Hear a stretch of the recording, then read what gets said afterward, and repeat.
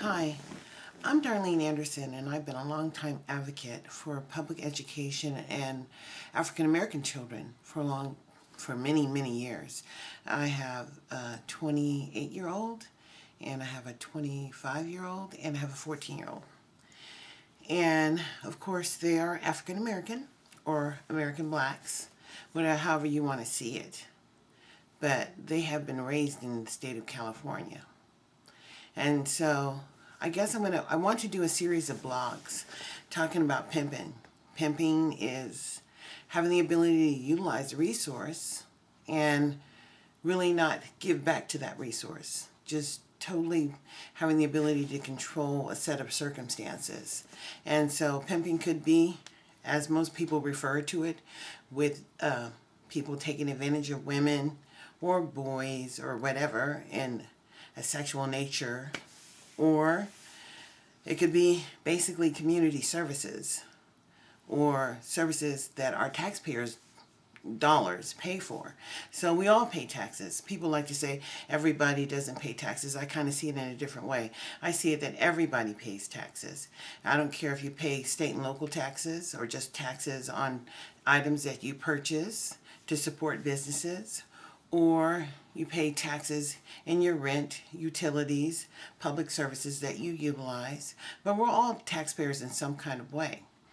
And so when we're talking about how those taxpayers come back to our community and benefit us, we are talking about electing officials that actually protect those interests. So we're talking about the public trust tax dollars. And so in talking about public trust tax dollars, we want to know, how does that benefit all ethnicities or all people? And for whatever reason, California might be the most diverse city in America when you're looking at, or Sacramento. I want to talk about Sacramento specifically. They are saying that Sacramento is the most diverse city in America. And I know that Mr. Colley, Nathaniel Colley Sr., did a lot of work around ethnicity and ensuring that most public services were integrated in Sacramento. And a man truly to be honored in his legacy. But in that, our community has not really protected those, the legacy of work that he created. And that's why I really want to talk about that. I want to talk about the legacy of work that was created when Nathaniel Colley Sr. did all of the work around integration in Sacramento in public schools and public services. And so when I look at the African American here locally in Sacramento, I only see them walking on the street, them not really having the benefit or utilization of the tax dollars that they pay. But I look at them as being services to many different organizations. And so a family could have 5 or 6 service providers simply because they're caught up in poverty or their children are in need of services. And that's what we really need to look at when we're talking about jobs and creation of jobs in Sacramento. Many people have created jobs around African Americans or children of color in Sacramento. And there's really no way to ensure that there's some accountability with their job performance. So when you look at the public education system, I call it pimping, of course, you can't measure the outcomes of your student in the public education system. And yes, teachers have been, Sacramento and California, or California has a less aged educational system, meaning that I guess I'm not using the correct word, but what I'm trying to say is that the education system is not as old as when you would look at the East Coast, perhaps. The East Coast was some of the original educational systems, but when you look at California, you know that we were really the best in the nation some 20 years ago. But now we are second to the bottom. How did that happen? That happened because there were so many people migrating to California. There was so much money.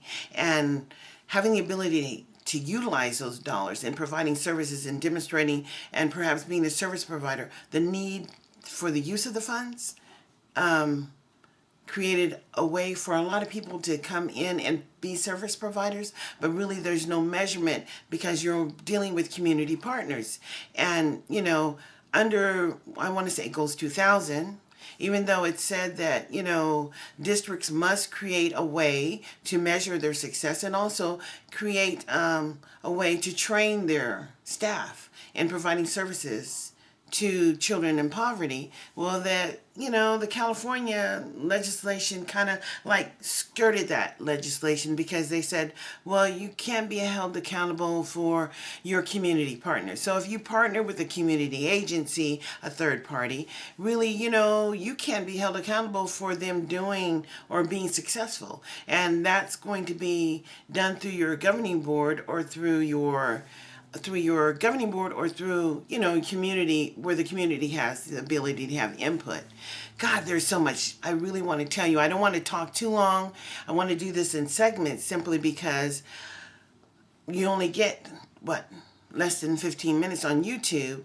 And I know that at a public meeting, when I attend public board meetings, you only get 2 minutes. And there's so much, when you go to a public meeting and you're like the only person that may be in the room, and I don't know why this happened, but for the last 20 years or so, I could say that, when I started to attend the public meetings, sometimes it would just be me in the room and 7 board members. And I said, wow, we're talking about so much money being utilized in Sacramento County.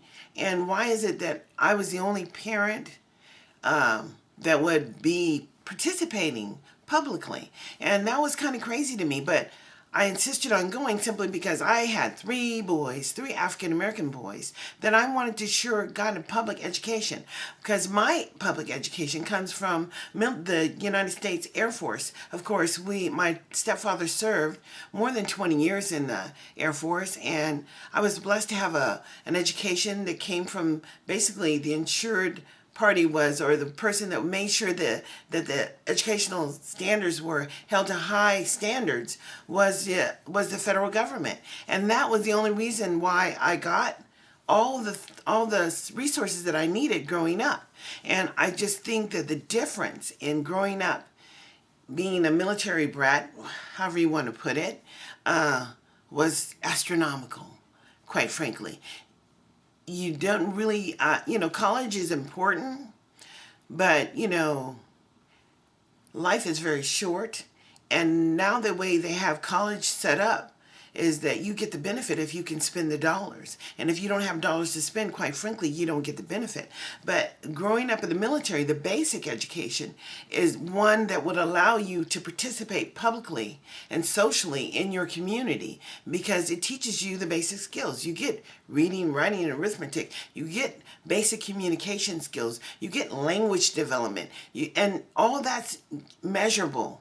Because no matter what town, no matter what city, no matter what state, no matter what foreign country you went to, they did SQRs. That's reading, writing, and arithmetic. And wherever you left off from base to base, no matter what base you went to, that little card would follow you. And then once you'd go right to the exact line that you left off in the exact book that you left off in. And what I find in public education here in Sacramento is that every school, even though it's in the same district, could have a set of different books and different support tools, and there's no accountability across the board. So that's where I'll leave off right now for this video section, but I'm going to call it Pimping, and this is section number 1, and I'm going to start section 2 when I come back, but I'm just going to take a brief break, and then I'll come back to you in a minute. Thank you.